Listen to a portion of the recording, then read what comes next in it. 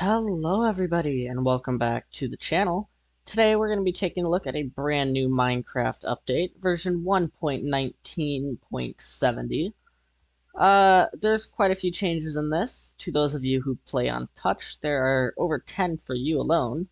And without any further ado, let's go ahead and get into it. Also, on a side note, I'm trying out some new audio stuff, so let me know how this video sounds down in the comments below, please. Anyway, first up, there is a brand new thing with emotes. So when you open up your emote wheel, there's a new screen. You now only have 4 emotes. Previously, I believe there were 8. And now there is, by default, 4 original emotes set. And it's also set up so when you click this button, all you have to do is hit a number. If you're on keyboard, I'm sure on touch or something it's a bit different. But all around, they're just trying to make it quicker and easier to use. Also, when you use an emote, it says what you're doing in chat now. So I guess that's kind of cool. I mean, I suppose that way if you point, it'll tell everybody that you're pointing and like where to look. I'm not the biggest fan of the emotes, so I mean, I think it's cool that they're making them better. I do appreciate that, but I'm still not necessarily sold on Minecraft having emotes. Anyway, next up, there is 2 things with horses that we're going to take a look at. So first of all, when you breed horses now, you can actually get babies with much better stat and unique colors. Previously, the child would just be a duplicate of one of the 2 parents, and their stats could not be better. Now, when it comes to breeding horses, you can actually get a horse that has more health, jumps higher, or runs faster. So do stick to it. Get yourself an amazing horse. There's also been a change, so you can no longer push horses over fence posts with carpets on it, meaning you ain't got to worry about your horses escaping from the pen if that is the case. Even if you have a saddle on the horse, they should not be able to get out. But when you are riding the horse, you can ride over the carpet. So for convenience, that is very, very nice. You can keep your horses contained, and whenever you're ready to go somewhere, just pop on the horse and ride right out. Very nice change. I do think this is very good, and I'm actually very excited to go do some horse breeding of my own in my survival world now that I know it will actually work. Now, for this next change, villagers, I don't know if you're aware, but in Java they have a bunch of different particles. When you successfully trade with a villager, they have unique particles. When you punch a villager, they have particles. Pretty much they have all kinds of effects. Well, this update has added the particles for when you punch a villager. Now, whenever you punch a villager that isn't a part of the village, they will get angry, as they should, because they are being absolutely harassed. I think it's a fun change. It's just going to add some more life to the game. Now, this one is actually going to be quite useful, especially for some farms. When you use a minecart, you can put a mob in it, and using a activator rail, you can spit that mob out. Previously, it did not work in water, but now you can spit mobs out of minecarts in water. And it just says liquids, so I'm assuming you can do this in lava as well, but I wouldn't recommend it because you're just going to break your minecart and everything, and you can't even put rails in lava, so like, not really too useful, but I suppose if it's positioned right, they could just drop the mob in lava. Up to you, I suppose. Now for this next one, there is a relatively big change with Silk Touch. I'm not sure how many people are to use this with dead bushes, but this is definitely going to affect those that use vines. As you know, you can put Silk Touch on your tools, and when it comes to mining dead bushes with Silk Touch, no matter what tool it was, you used to be able to get a dead bush. Now, you have to use shears. And, I mean, okay, fine, sure, for dead bushes, I mean, who is this really going to affect? Who really gets dead bushes? Well, the issue is that this is also going to affect vines. I don't know about you, but being able to just efficiency 5 my vines with an axe, I found incredibly useful. But now, you have to use shears. All around, I guess I understand why they're doing it. They're trying to make shears useful, kind of like how they intended them to be. But I very much so dislike it at the very same time. Now, for this next one, we have stuff while swimming. So, as you know, when you're swimming or flying, you get into this 1 block tall state. Well, previously the game thought you were still 2 blocks tall. So, I don't know if you've experienced this, but while you were swimming or flying, if you were throwing items or shooting a bow and arrow, it would shoot the stuff from as if you were 2 blocks tall. Now when you're swimming or flying, if you're chucking items, shooting a bow, whatever it may be, they will actually spawn properly.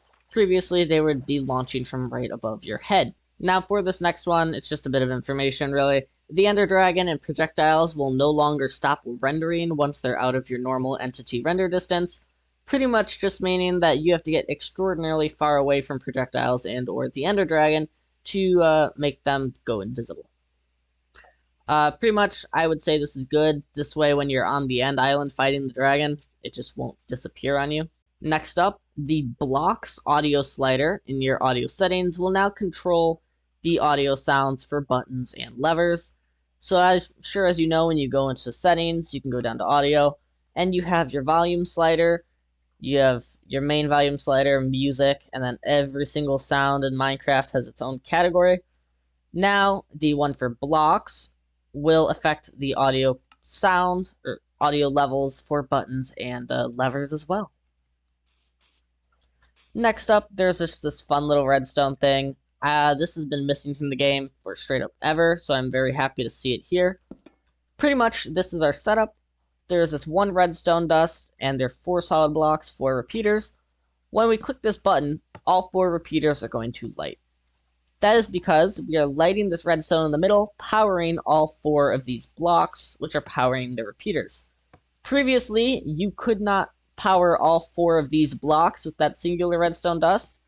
I don't know why we couldn't, but you just couldn't.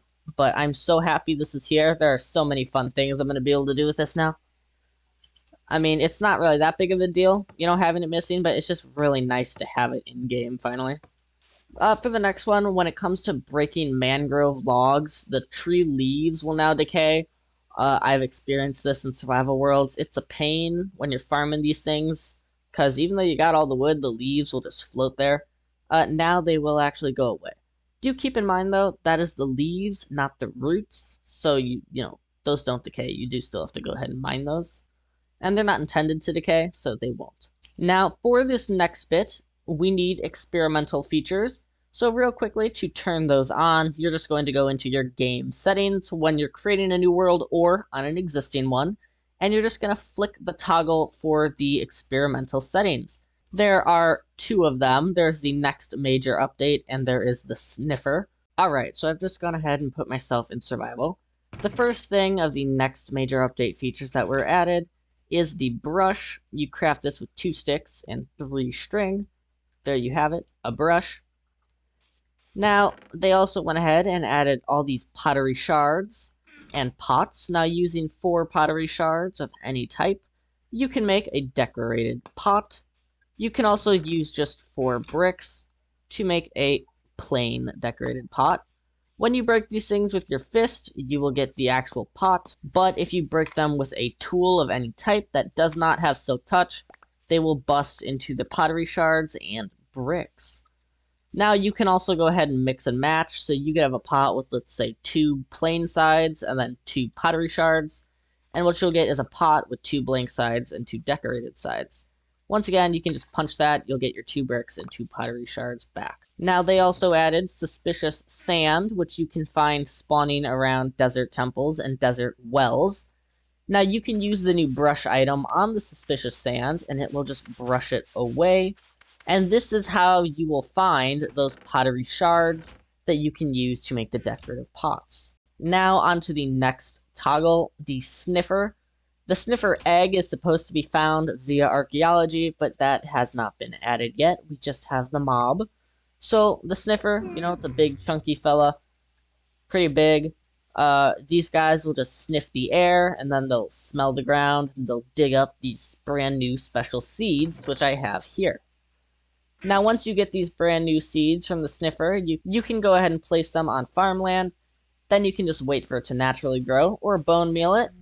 And then once it is fully grown, you can punch it off, and that is how you get the brand new torch flower. The torch flower doesn't really have too many special things with it. It is a very beautiful flower, I will say, definitely my brand new favorite flower in the game.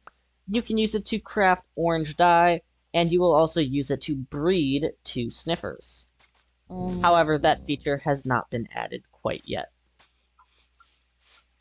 But if you are interested on learning more about the Sniffer, the Torchflower, and all of these experimental features that I have here, every single week when a brand new beta releases, I will go ahead and link that beta folder down in the description. So if you're interested in just watching any of these beta videos and learning more about the next upcoming features, you can see it there. Anyways, guys, that is going to be it for this coverage. As always, the changelog will be linked down in the description below. And if you are interested, do be sure to go check that out. As I said, there were a bunch of other changes, like there's plenty with touch devices, and there were just a few other small ones in terms of preventing game crashes and all kinds of stuff like that. All around, just like, generic little stuff. I went ahead and covered the big stuff here that I think was interesting and semi-important. Anyways, if you did enjoy, guys, please smash that subscribe button, share the video around. That would mean the world to me. And, I guess this is goodbye. This has been Mr. Gaming Aquatic, and I'll see you next time. Bye!